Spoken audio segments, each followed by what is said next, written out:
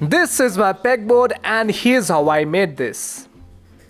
Whenever I used to go on the internet, I used to see people using these cool backdrops and it would look so good. So then I thought to myself, instead of buying it, why don't I just build it on my own?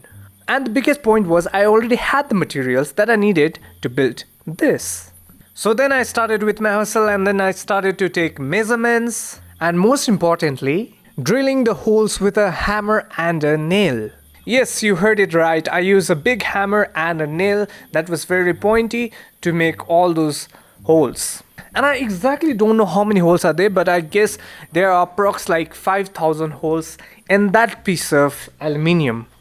And as you can see, when I started this work, you can see it was daylight. By the time I was finished, it was already nightfall. And even though it was already nightfall, I still managed to give it its final shape on that particular day itself. And yep, this thing was looking absolutely like a Cheese Grater Pro Max. So a few days later, I got my hands on the paint. Now before painting, I just wanted to give it some final touch-ups. So I did with my hammer again. Whenever I hold that hammer, it feels like,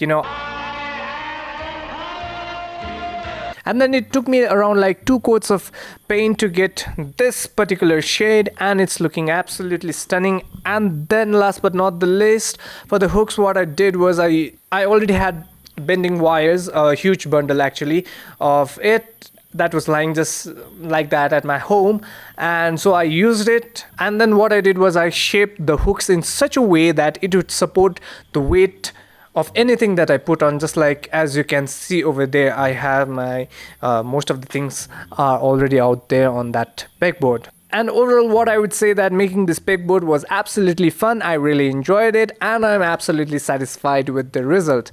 And